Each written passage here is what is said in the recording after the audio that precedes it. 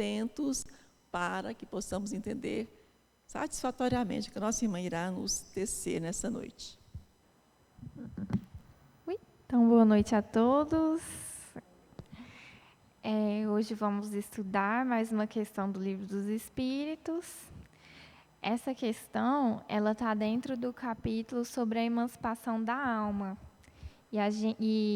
Ela fala sobre o sonambulismo, né? A questão 430.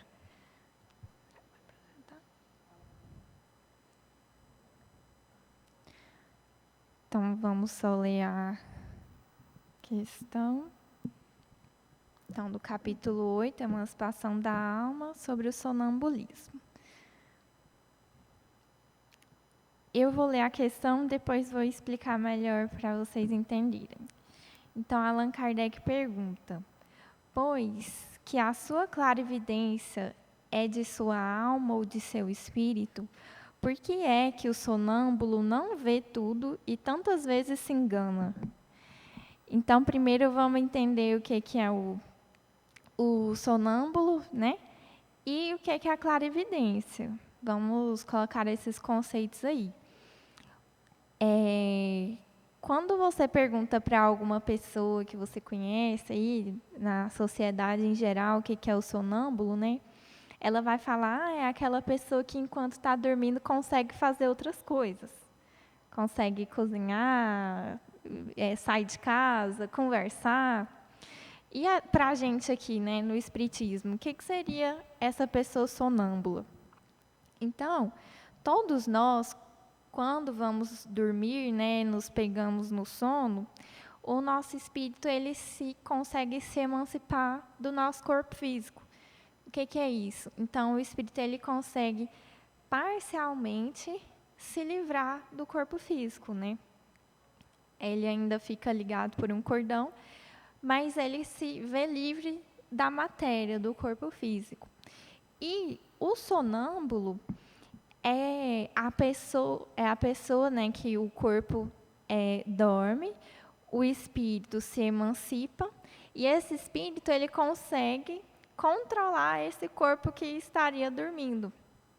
Então, é aquele corpo que está sob o comando e sob a influência do seu próprio espírito. Então, diferente do médium, né, que o médium é aquele que está sob influência de outro espírito, o sonâmbulo não, ele está sob a influência do seu próprio espírito. E esse espírito, no estado de emancipação, como ele consegue se desgrudar do corpo físico, né? Ele é como se ele expandisse os seus poderes, né? Então ele expande o seu conhecimento, ele expande suas lembranças, ele está mais consciente.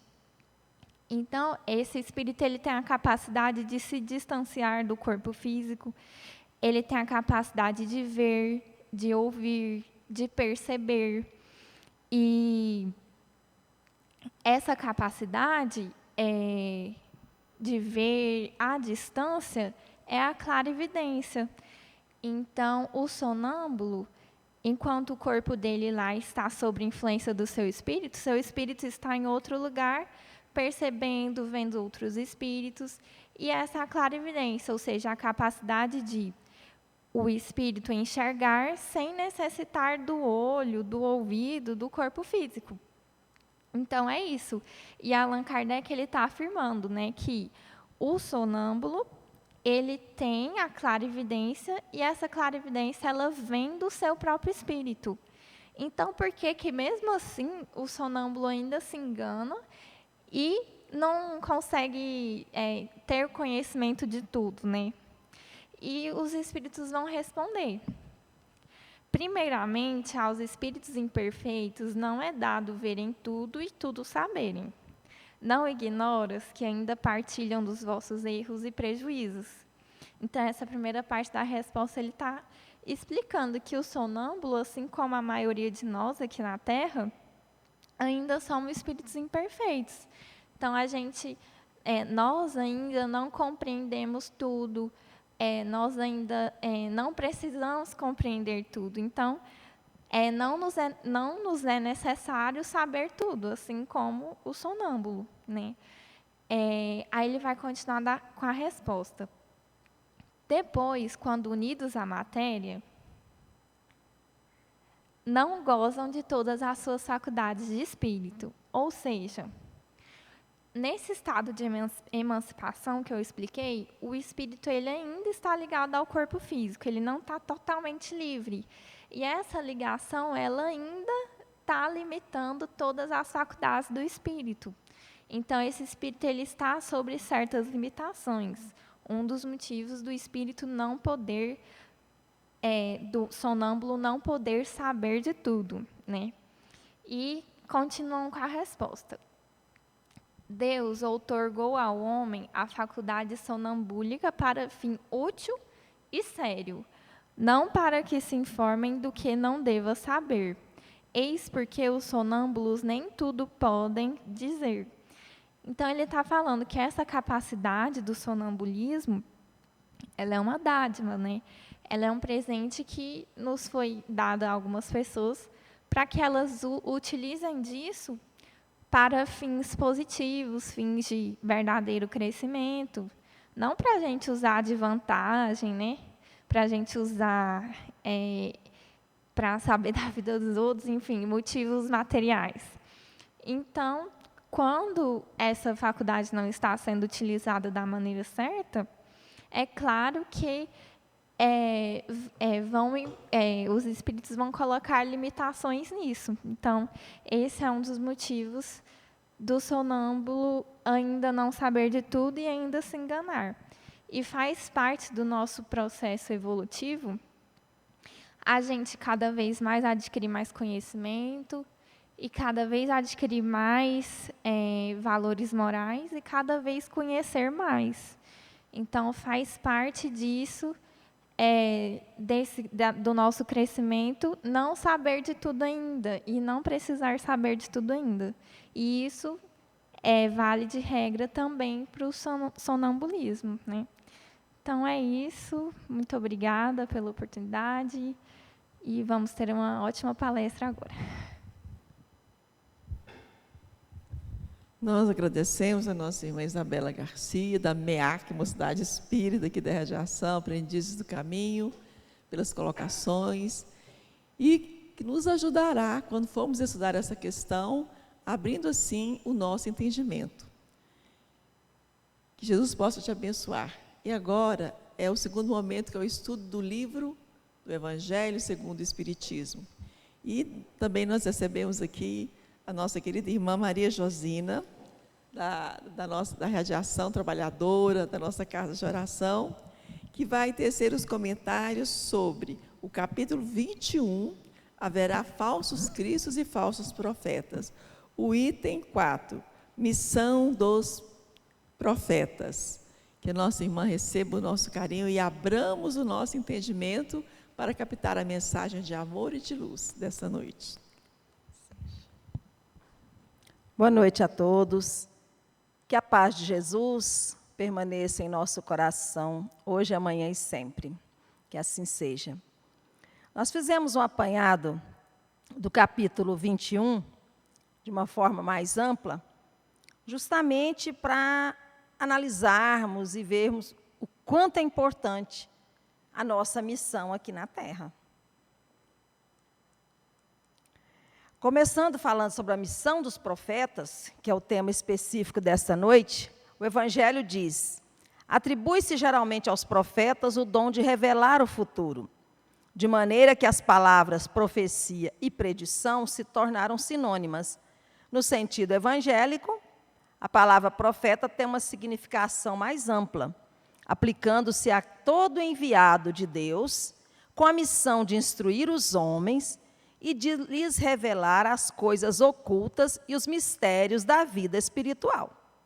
Por essa afirmação, nós podemos perceber o quanto a nossa responsabilidade é grande. E como nós também temos esta missão, né? Enviados de Deus com a missão de instruir os homens e de lhes revelar as coisas ocultas e os mistérios da vida espiritual. Por isso que estudamos, é por isso que é nosso dever conhecer cada vez mais e colocar em prática também. Um homem pode, portanto, ser profeta sem fazer predições. Mas, na ideia dos judeus, no tempo de Jesus, a ideia era aquela lá do início, ó, que geralmente os dons de revelar o futuro, era dado aos profetas, de maneira que a profecia e predição se tornaram sinônimas.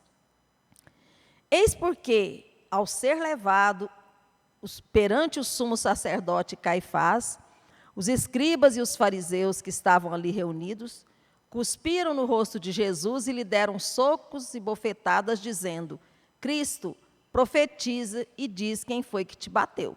Esta era a compreensão deles sobre o que era profeta. Então, houve profetas, entretanto, que tiveram a presciência do futuro, seja por intuição ou revelação providencial, a fim de transmitir advertências aos homens. Como essas predições se realizaram, o dom de predizer o futuro foi considerado como um dos atributos da qualidade de profeta. Daí, essa confusão de entendimento, Agora, para todos nós, independente de mediunidade ostensiva, contudo, sempre influenciamos e somos influenciados pelo meio onde vivemos. Propagamos ideias coerentes com nossos valores, reforçadas pela interação com pessoas encarnadas ou desencarnadas, que pensem de forma similar. Somos porta-vozes dos valores que, de fato, seguimos. Então, é importante nós refletirmos, Estamos sendo porta-voz de que mensagem por aí afora? Nesse momento tão delicado, principalmente, o que será que nós estamos propagando? O que será que nós estamos divulgando e pregando para as pessoas? Será que é o que a doutrina espírita, o que Jesus e o que o nosso anjo de guarda espera de nós? Sejamos, portanto, humildes, mas legítimos profetas de pensamentos e ações ligados à evolução moral e intelectual nossa e de todos que estejam ao nosso alcance, Os prodígios dos falsos profetas. Jesus disse: não acrediteis em todos os profetas, não acrediteis em todos os espíritos, observai se eles são de Deus. E também afirmou: muitos virão em meu nome e farão coisas de espantar, a ponto de seduzir, e ele completa, se fosse possível, até os próprios escolhidos. Então, Jesus não podia consagrar esse princípio. Se acreditarmos, portanto, segundo o sentido que se atribui àquelas palavras, que o espírito do mal tem o poder de fazer tais prodígios, que até mesmo os escolhidos seriam enganados, disso resultaria que, podendo ele fazer o mesmo que Deus faz, os prodígios e milagres não são privilégios exclusivos dos enviados de Deus? E por isso nada provam, desde que nada distingue os milagres dos santos dos milagres dos demônios. É, pois, necessário buscarmos. Quem buscar? Nós que nos dizemos cristãos, que nos dizemos espíritas. É, pois, necessário buscarmos um sentido mais racional para aquelas palavras do Divino Mestre. O fato de operarem aquilo que aos olhos de algumas pessoas parece prodígio, não é, portanto, nenhum sinal de missão divina. Esses prodígios podem resultar de conhecimentos que qualquer um pode adquirir, ou de faculdades orgânicas especiais, que tanto o mais indigno como o mais digno podem possuir. O verdadeiro profeta se reconhece por características mais sérias, exclusivamente de ordem moral. Recordando aqui a palestra da Emília da semana passada, quando falou que se reconhece a árvore pelo fruto, Emília? Então, se reconhece a árvore pelo fruto, que fruto é esse? Características exclusivamente morais, para saber se a pessoa é digna da nossa credibilidade ou não. Não acrediteis em todos os espíritos. Não soliciteis milagres nem prodígios ao espiritismo, porque ele declara formalmente que não os produz. O espiritismo veio revelar outras leis desconhecidas, que regem as relações do mundo corpóreo com o mundo espiritual, que, tanto quanto as leis científicas, pertencem também à natureza. dando assim a explicação de uma ordem de fenômenos até agora incompreendidos, o Espiritismo destrói o que ainda restava do domínio do maravilhoso. Quanta orientação e quanta consolação a gente encontra na doutrina espírita, né? Os que preferem a obscuridade à luz são os únicos interessados em combater essa luz, né? Em combater a verdade, em combater o conhecimento. Mas a verdade é como o sol, dissipa os mais densos nevoeiros. O Espiritismo veio revelar outra categoria de falsos cristos e de falsos profetas, bem mais perigosa, e que não se encontra entre os homens, mas entre os desencarnados. É a dos espíritos enganadores, hipócritas, orgulhosos e pseudo-sábios, que passaram da terra para a erraticidade e se disfarçam com nomes veneráveis. É, sobretudo, ao discernimento dos bons e dos maus espíritos que podemos aplicar as palavras de Jesus. Reconhece-se a árvore pelos seus frutos. Uma boa árvore não pode dar maus frutos e uma árvore má não pode dar bons frutos. Julgam-se os espíritos pela qualidade de suas obras, como a árvore pela qualidade de seus frutos. A caridade, o amor, a indulgência, a bondade, que concilia todos os corações, e se, confirmando as palavras, lhes juntam os atos, então podeis dizer, estes são realmente os enviados de Deus. É preciso termos cuidado, muito cuidado com essas afirmações. Hoje em dia é muito comum dizer, eu sigo tal pessoa, né? Eu sigo alguém aí que tem tantos mil seguidores. Tá, mas quem nós realmente precisamos seguir é o nosso modelo Jesus. É claro que existem pessoas, né, adoráveis, pessoas amorosas, pessoas muito intelectualizadas, enfim. Mas tenhamos muito cuidado em selecionar e ver a quem realmente estamos seguindo. Se o próprio Jesus disse em outro capítulo do Evangelho, não podeis servir a Deus e a Mamon, então, ao invés de eu gastar as minhas energias mentais, físicas, emocionais, buscando seguir o Divino Mestre, eu gasto todas elas preocupando-me, dedicando-me horas e horas a fio para seguir uma outra pessoa. Será que realmente ela tem credibilidade para que eu a siga? É importante a gente pensar sobre isso, né? Será que, como a gente viu no slide anterior, será que ela tem a caridade, o amor, a indulgência, a bondade, junto com as ações, né, com os atos, para nós podermos dizer, são enviados de Deus? É esse alguém que eu estou seguindo? Agora, vós que bem cumpristes a tarefa que o Criador vos deu, nada mais tendes a temer da sua justiça, porque Ele é Pai e perdoa sempre aos seus filhos desgarrados que clamam por misericórdia. Continuai, portanto, avançai sem cessar, assim nos dizem os Espíritos. Que a vossa divisa seja a do progresso constante em todas as coisas, até chegardes ao termo feliz em que vos esperem, afinal, todos aqueles que vos precederam. Os caracteres do verdadeiro profeta.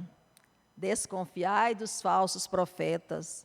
Esta recomendação é útil em todos os tempos, mas, sobretudo, nos momentos de transição, em que, como neste, mais do que nunca, nós vemos aí, nessa transição, se elabora uma transformação da humanidade. Porque, nesses momentos, uma multidão de ambiciosos e farsantes se arvoram em reformadores e messias. Interessante refletirmos que, por essas palavras, tem-se a impressão que o Evangelho foi escrito nos dias de hoje, né? E há quanto tempo foi? Então, é importantíssimo que nós levemos a sério, que nós consideremos essas palavras dos Espíritos amigos e tenhamos realmente muito discernimento. Ficai certos de que Ele, o Pai, só confia missões importantes aos que sabem que são capazes de cumpri-las, porque as grandes missões são pesados fardos. Assim nos diz Erasto, nos disse em 1862. Os falsos profetas da erraticidade. Para quem não sabe, a erraticidade é um período ou o estado de espírito que temos entre uma encarnação e outra. Às vezes até alguns confundem quando se encontram já com certo grau de evolução, às vezes acham, eu não vou entrar para o caminho da erraticidade. Nós sabemos que não é por aí. Todos aqueles que desencarnaram e ainda vão reencarnar estão na erraticidade. E lá também encontram-se falsos profetas. Eles não existem apenas entre os encarnados, mas, e muito mais numerosos, entre os espíritos orgulhosos que semeiam a desunião e retardam a emancipação da humanidade. Se lá já há esse tanto de espíritos nessa condição, imaginemos agora com esse tanto de desencarnes, né? Coletivos aí, aos milhares. Então, como esse número é grande? Ninguém consegue nem prever. Ninguém é médium perfeito se estiver obsidiado. E a obsessão, quando ele só recebe comunicações de um espírito, por mais elevado que este pretenda ser. Às vezes se ouve, tal médium só recebe mensagem do espírito tal. Será que isso está certo, né? Será que esse médium não é simpático aos espíritos do bem? O que importa se é o espírito A ou o espírito B que traz essa mensagem? Se a humanidade toda é nossa irmã, então, ali eles afirmam, né? Que ninguém é médium perfeito se estiver obsidiado. Se todos nós somos médiuns e temos um grau qualquer, né, de ligação, de pensamentos com o plano espiritual, então é preciso estarmos vigilantes mesmo.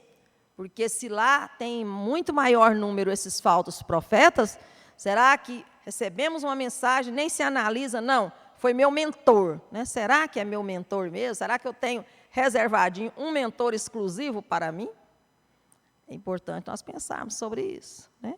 Muitas vezes eu confundo, às vezes, meu anjo de guarda com um mentor, alguém que eu estou recebendo ali orientação, uma mensagem que seja, né? Eu não posso bater o pé e dizer que ela é a verdade absoluta. Como que eu vou saber se aquilo está certo ou não? Então, eu não posso me comportar com vaidade, com orgulho, achando que eu sou tão importante que eu só recebo orientação e mensagem de espírito de luz. Nós sabemos que não é bem assim. Em consequência, todo médium e todo grupo que se julguem privilegiados em virtude de comunicações que só eles recebem e que se sujeitam a práticas supersticiosas, encontram-se, sem dúvida, em uma obsessão bem caracterizada. Assim disse Erasto, né, que era discípulo de São Paulo. Então, olha só, também em 1862, tenhamos cuidado com aquilo que ouvimos, né? Não é só porque um desencarnado diz que vamos achar que ele vê tudo, tem acesso a tudo, está pertinho de Deus, como enviado de Deus para trazer aquelas palavras para nós. Tenhamos discernimento, né? Bom senso e, principalmente, coração aberto para a prática do bem e não ir acreditando em todos os espíritos, como o Evangelho nos diz. São quase sempre espíritos vaidosos, né? E é claro que eles procuram despertar essa vaidade em nós também, e medíocres, que tentam impor-se a pessoas fracas e crédulas, fazendo-lhes louvores exagerados ao perigo do elogio, né? A fim de fasciná-las e dominá-las. São geralmente espíritos sedentos de poder, que foram déspotas no lar ou na vida pública, quando vivos, ainda querem vítimas para tiranizar depois da morte. Mas tem um ensinamento da falange Francisco de Assis que diz: tua conduta é o teu escudo diante das obsessões. Então, se nós temos uma conduta espírita, cristã, verdadeiramente, nós teremos como que um escudo, né, contra os obsessores, contra aquelas más influências, para não sermos vítimas desses espíritos. Mas é claro, se eu vou me envaidecer com elogios, com incentivos, que às vezes, com coisas que às vezes eu tenho certeza que eu não mereço, e vou fazer despertar mais ainda em mim a vaidade, o orgulho e tudo mais, então eu serei fácil presa para esses irmãos, né? Então, quando nós deixamos nos levar pelas nossas imperfeições morais, nós somos vítimas desses irmãos infelizes. Infelizmente, porque nós nos deixamos levar, nos tornamos presas fáceis para eles tiranizarem. Em geral, portanto, desconfiais das comunicações que se caracterizam pelo misticismo e a extravagância, ou que prescrevem cerimônias e práticas estranhas.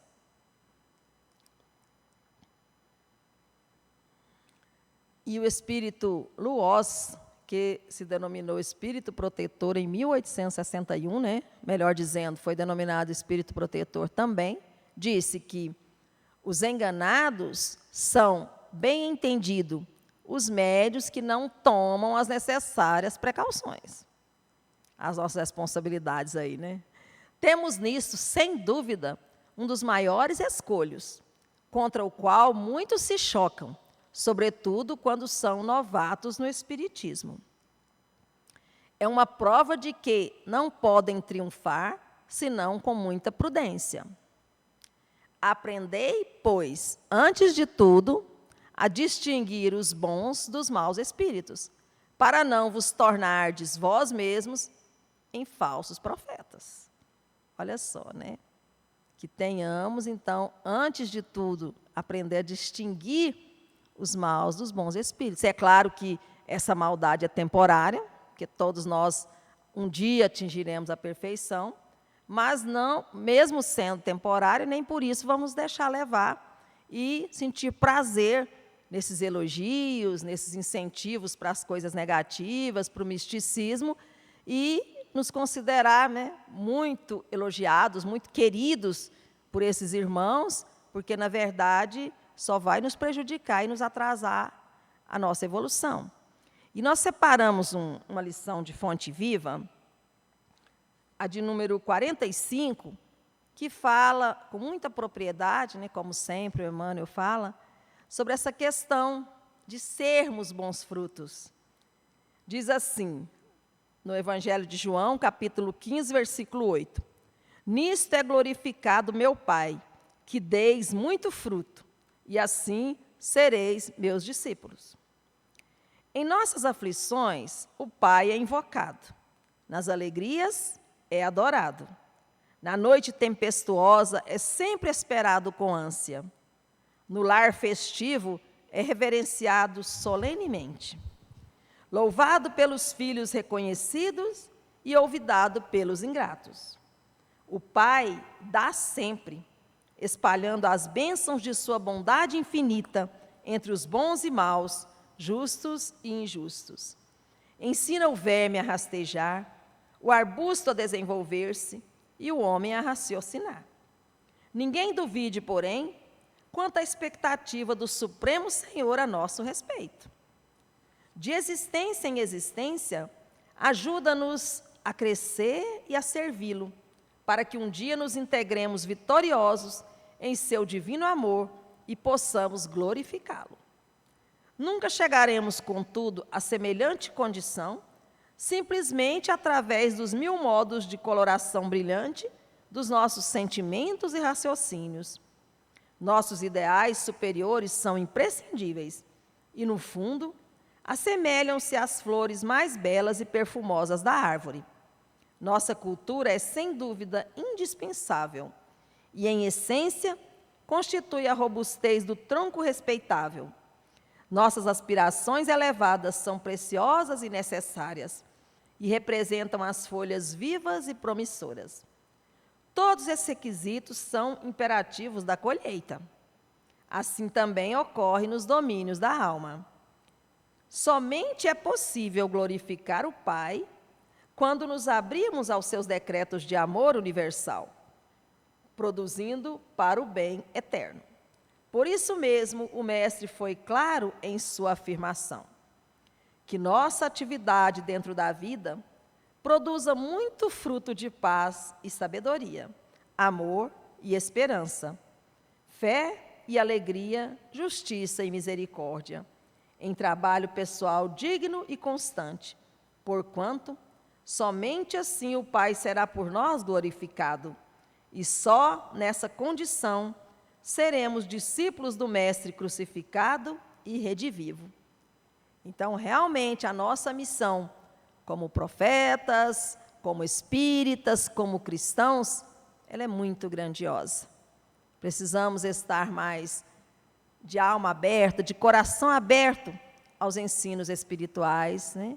Abrindo a acústica da nossa alma para aquilo que realmente nos eleva e nos faz caminhar sempre em direção ao plano maior. Muita luz, muita paz para todos. Que assim seja. Nós agradecemos a nossa irmã Maria Josina pelos esclarecimentos dessa lição do Evangelho segundo o Espiritismo, e tenho certeza que vai calar fundo em nosso coração, porque é fascinante estudar todo essas elucidações